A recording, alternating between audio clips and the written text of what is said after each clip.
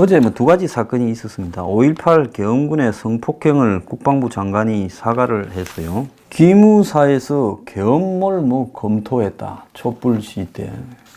그래가지고 105일간 99곳에 204명을 불러다가 조사를 했는데 계엄의 괴짜도 못 찾았다고 어제 발표를 했습니다.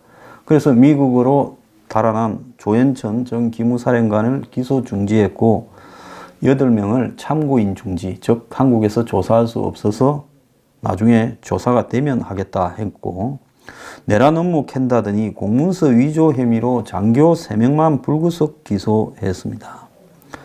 자, 그런데 수사 인원이 검사 7명, 검찰 수사관 13명, 군 검사 8명, 군 수사관 9명으로 105일간 조사를 했고, 계엄 문건 관련 의혹 군검 합동수사단에서 했고, 204명의 연 인원을 조사를 했고, 겹치기로 출연한 사람까지 합치면 287명을 조사를 했다는 거예요. 90개소를 압수수색을 했는데 수사 결과 미국으로 도주한 조현천 전 기문사령관만 기소 중지했고, 그 다음에 이 기무사 장교 3명이 그냥 허위 공문서 작성 혐의로 불구속 기소됐다는 거예요. 그러니까 이건 뭡니까? 태산 명동 서일필이라는 거예요. 자, 이 사건을 왜 벌였냐? 적폐청산의 일부로 박근혜 정권이 되살아나기 위해서 기무사와 공모를 해서 군을 동원해 이 헌재 판결을 이렇게 만약에 이 헌재가 이 탄핵을 기각시켰을 때 그때 이제 시위대들이 데모하려고 하면 계엄령을 하려고 했다. 그걸 지금 이야기를 하는 거죠. 자, 그런데 이 사건 자체가 애초부터 성립될 수 있는 거냐라는 문제가 있습니다. 자, 군이나 기무사나 이런 데서는 기무사에 대해서 실제로 우리가 생각을 해보면 여태까지 대통령 독대들을 해왔던 기관이에요.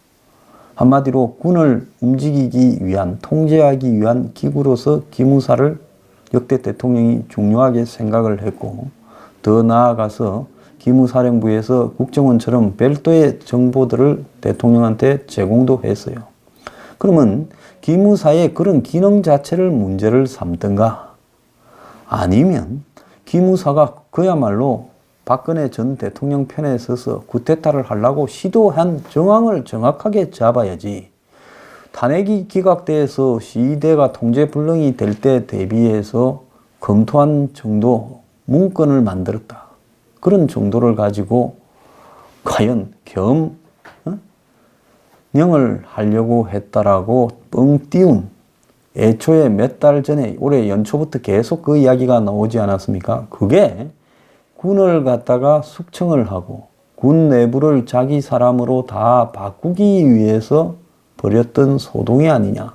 그 과정에서 송영무 전 국방장관이 기무부대 간부, 장군도 아닌 영관한테 하극상을 당하는 일까지도 벌어지고 별의별 우스운 거리가 벌어졌고, 심지어 군인권위원회 소장이라는 작자가 무슨 장관이 마리노 헬기가 이렇게 추락해서 문제가 되는데 먼저 가가지고 중재를 하는, 한마디로 군이 우습게 되는 일조차 생겼습니다. 그래서 결국 이 계엄 문건 의혹이라는 것은 적폐청산으로 군을 두들겨 잡아서 군의 한마디로 숙청을 대대적으로 하고, 군 출신 인사 중에 박근혜 정권에서 있었던 김관진, 한민구 등도 어떻게 엮어서 보내보려고 벌였던 소동이라고 봅니다. 자, 국민의 촛불혁명을 군이 계엄령을 내려서 진압하려고 했다. 언뜻 들으면 그렇게 보여지지요. 그런데 탄핵이 만약에 기각되는 게 아니라 수용되었는데 태극기 부대가 그걸 갖다가 성인이 인정하지 않고 막 데모를 해서 또 청와대를 향해서 진격을 하면 그것 또한 막으려고도 했을 겁니다. 그러니까 기무사는 그야말로 어느 사람이 주인이 되든 주인이 된 쪽에 복무하려고 한 것이지 특별히 박근혜 전 대통령을 위해서 그와 논의를 하고 내가 당신을 사수하는 호위무사가 되겠소 하고 이 소동을 벌인 것도 아니라는 게, 만약에 그런 건덕지가 있었으면 입증이 되었을 거예요. 그런데 무슨 조현천 사령관이 청와대를 방문할 때 좀 석연치 않게 방문했다, 뭐 증거가 안 남게 청와대를 왔다 갔다 했다, 그것만을 가지고 계엄과 관련해서 엮어서 뭐를 하기에는 그거는 말도 안 되는 이야기예요. 아니, 당시 기무사령관이 대통령이 탄핵으로 업무 정지가 되어 있는 상황에서 청와대를 드나든다라는 자체, 즉 청와대를 드나들어서 무슨 김관진 뭐 안보실장을 만나든 누구를 만나는 것도 오해를 받을 수 있으니 자신이 그런 문제를 조심하려고 그랬을 수도 있지요. 그래서 어제 오죽하면 검찰이 수사 발표를 이렇게 오랫동안 청와대에서 밀어줘서 전폭적으로 하고 싶은 대로 다 해놓고도 실행 계획에 대한 결론을 못 내렸다라고 이야기를 했습니다. 그러면서 기무사령관이 없어서 주범을 잡지 못했으니 신병을 확보할 때까지 기소 중지 처분을 내렸고, 김관진, 한민구 등 고위직에 대해서는 일단 이를 잡아야, 조현천을 잡아서 조사를 해야 당신들 혐의도 넣을 수 있다 해서 그냥 참고인 중지, 주범이 잡히지 않았기 때문에 당신들도 지금 조사할 게 아니라 그때 가서 하겠다라고 해놨어요. 그래서 이 계엄 문건이 궁극적으로 노렸던 부분은 무엇인가 하는 부분을 좀 의심하지 않을 수 없어요. 자, 문 정권 입장에서는 당시 황교안 대통령 직무대행과 김관진 안보실장, 한민구 국방장관이 이 탄핵 이후, 탄핵 과정, 또 대통령 선거를 하는 과정, 또 그 이후에 이 인수인계를 하는 과정에서 뭔가 꼴보기가 싫었겠지요. 또 황교안은 한때 사라졌다가 슬그머니 목소리를 내면서 다시 정치를 해서 대선도 한번 나가볼까 하니까 그것이 굉장히 보기 싫었을 거라고 생각합니다. 그러니까 이 문 정권에서는 이것들, 우리한테 비협조적이고 어딘지 기분 나쁘고 우리를 갖다가 안 되게 좀 해보려고 노력한 것처럼 보이는, 그렇지만 명확한 전교도 없는 이 세력들을 좀 쓸어버려야 앞으로 보수가 나타나지도 못하고 완전히 싹이 잘리지 않겠느냐.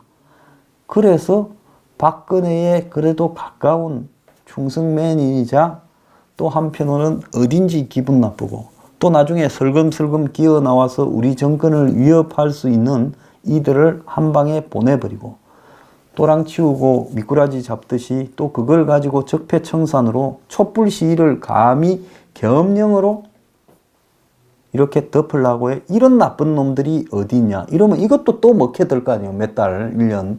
한 먹고 살 수 있고 지지율을 올리는 건수가 될 거라고 이 판을 버렸다고 봐요.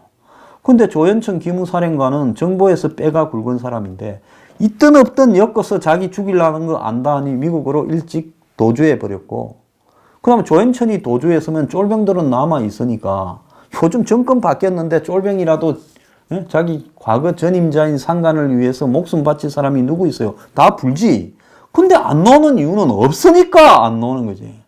그러니까 한마디로 계엄 문건을 가지고 이 촛불 시위를 계엄령으로 진압하려 했다는 이런 쇼킹한 말을 던져서 이걸 갖고 또 보수 진영의 남은 부스러기들을 청소 좀 하고 자신 이 정권을 유지시켜 가는데 지지율도 좀 올리고 보수는 진짜 나쁜 놈이라고 이제 싹을 아예 그냥 땅을 파서 씨까지 다 파내려고 했는데 그렇게 하지 못했다는 거예요. 지금 하는 이야기는 2016년 12월 5일 청와대에 들어간 조현천이 평소와 달리 수상한 동선으로 움직였다. 박근혜 전 대통령, 황교안 대행, 김관진 실장, 한민구 등과 공모가 있었는지 밝히는 게 지금부터 해야 될 수사지만은 조현천이 지금 잡을 수가 없어서 이 체포 뒤로 미루었다. 그러면서 계엄 문건을 기무사가 등재를 해서 공식 문건을 할 때 키리조버 훈련용으로 만든 문건인 것처럼 꾸몄다. 그렇게 이야기를 이렇게 하고 있습니다. 자, 그렇다면 거기에서의 불법성을 정확하게 이렇게 해야 될 건데 기껏해야 계엄문건 TF를 다른 모임으로 위장하기 위해 그 계엄문건 만든 그 몇 사람이 언론한 구조 이름을 허위로 이렇게 등재했다고 해서 허위 공문서라고 참모장 3명을 재판에 넘긴 게 불구속으로 단 겁니다.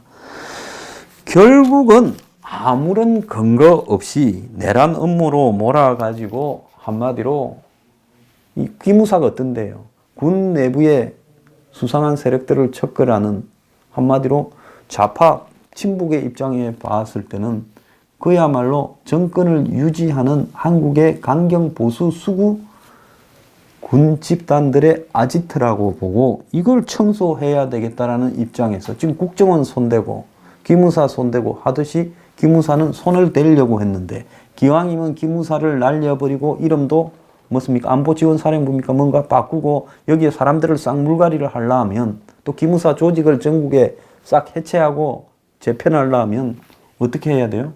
내란 음모로 몰아버리는 게 제일 좋겠다. 그래서 지금 처음부터 정해놓고 덮어 세우려 한 거 아니냐는 겁니다. 자, 세월이 바뀌어서 기무사 수사와 관련해서 이것들을 다 잡아라고 블랙리스트가 내려왔다. 이래 되면 이제 이 수사한 사람들이 또 깜빵에 갈 수 있어요. 그래서 이 계엄문건은 결국은 쿠데타 모의를 했다. 내란 음모라고 엮어가 볼라 했는데 그래서 문재인이 직접 수사 지휘를 외국에 있을 때 인도에서 이 독립수사단을 꾸려서 신속 공정하게 수사해라 했는데 또 청와대 김의겸이 7월 20일 날 새로운 문건이 나와서 증거가 나왔다는 식으로 공개를 했고 문재인은 정군 주요 지휘관을 불러다가 군기를 청와대에서 잡고 뭐라 그랬어요? 계엄령 검토는 그 자체만으로도 있을 수 없는 구시대적 불법 행위다 하고 수사 가이드라인까지 이렇게 제기했는데 다 헛게 돼버렸어요. 그러니까 무리하게 이런 짓거리 한다고 통하는 게 아니라는 겁니다. 자, 어제 정경두 장관이 5.18 때 성폭행이 있었다라고 머리를 숙여 사과했어요. 그래서 당시 여학생 임산부 주부 등이 성폭행이 입은 것이 드러났다. 그래서 여성의 인권을 민주화 현장에서 짓밟은 데 대해 사과한다. 정부와 군을 대표해서 사과한다고 그러면서 계엄지휘부의 무자비한 진압작전으로 무고한 여성이 감당할 수 없는 피해를 받은 것에 반성한다 이랬습니다. 그래서 군은 국민을 위해서 존재해야 되는데 앞으로 5.18 민주화운동 진상규명조사위원회에서 조사에 적극 협조하겠다. 가해자 또는 소속 부대를 조사하고 5.18 진상규명을 위한 특별법상 진상규명의 범위에 성폭력도 명시하겠다. 이렇게 하면서 어제 사과를 했습니다. 총 17건의 성폭행이 있었다. 그리고 성추행 성고문도 많았다. 이럽니다. 뭐 아무리 이런 건 좌우파를 떠나가지고 어쨌든 5.18이 뭐 바라보는 시각이 어떻든 뭐 폭력이 발생했다라는 거 그건 그렇다 칩시다. 잘 그래서도 안 되지만 성폭행을 하면 잘못된 거죠. 그런데 중요한 거는 지금 성폭행을 당했다라는 사람들의 입장만 있고 성폭행을 했다라는 사람을 특정하지도 못하고 사안을 이렇게 공개하지도 못하고 물론 그 사람의 피해자들을 생각을 해서 신원을 밝히거나 이럴 수는 없죠. 그렇지만은 대략 어떤 종류의 성폭행이 어디서 어떻게 벌어졌다라고 이야기하면 누가 알게 뭡니까? 지금 30 몇 년 전에 한 40년 된 이야기를요. 그런데 이런 식으로 해서는 제가 봤을 때 안 된다라는 겁니다. 왜? 급한 게 아니죠. 성폭행에 대해서 대략 진압된 어떤 부대에서 어떤 일이 있었다 하는 피해자의 진술만 있을 뿐이고 가해자 측에 대해서 제대로 조사도 안 됐을 거예요.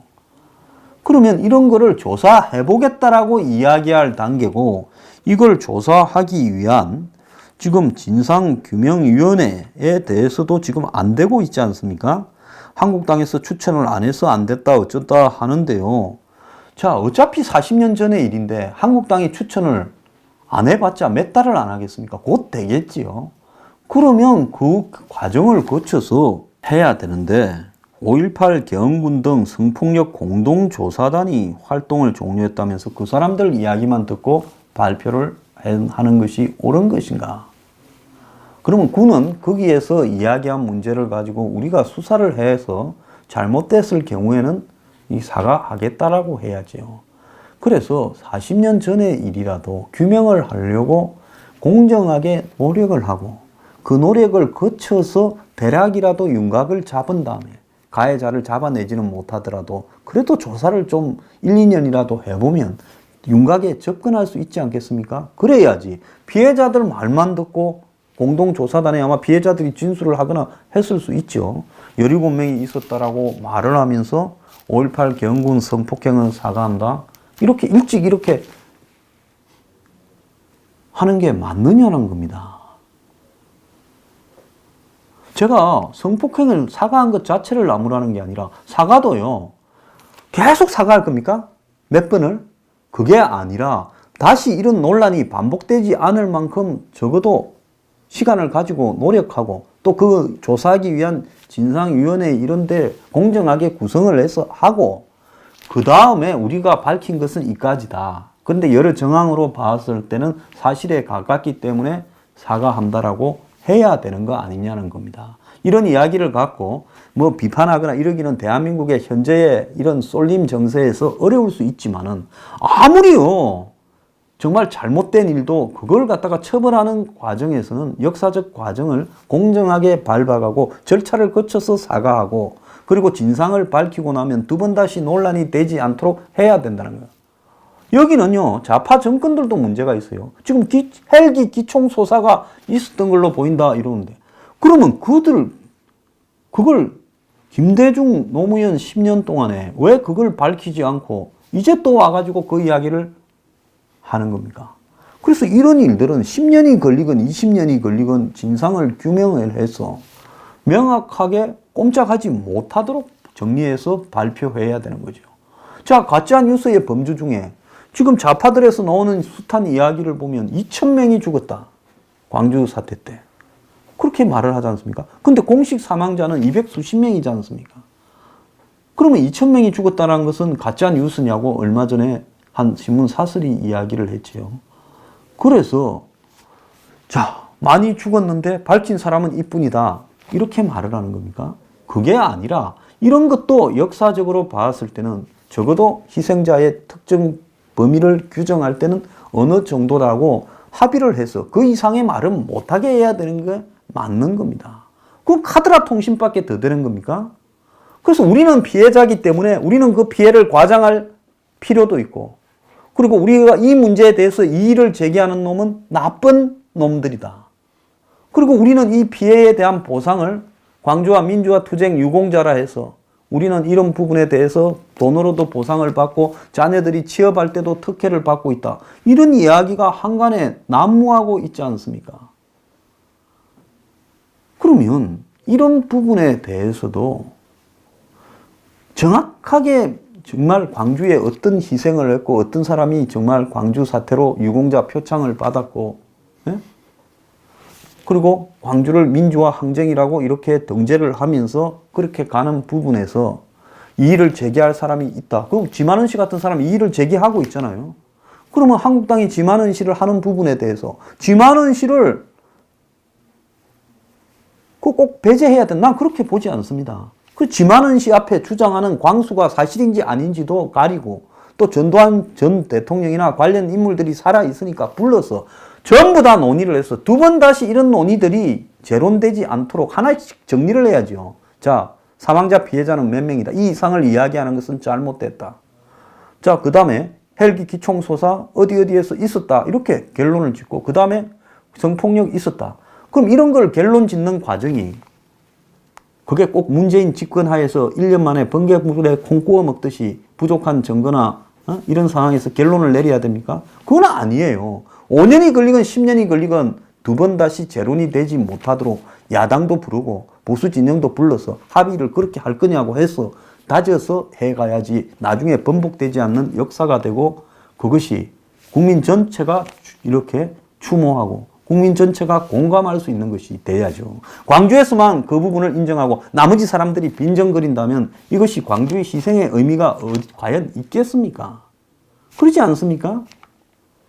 그리고 그 희생은 희생이지만 만약에 그 희생으로 자녀들까지 유공자가 되는 것이 옳은가에 대한 논란도요, 국민에게 좀 공론화 시켜볼 필요도 있지 않겠습니까?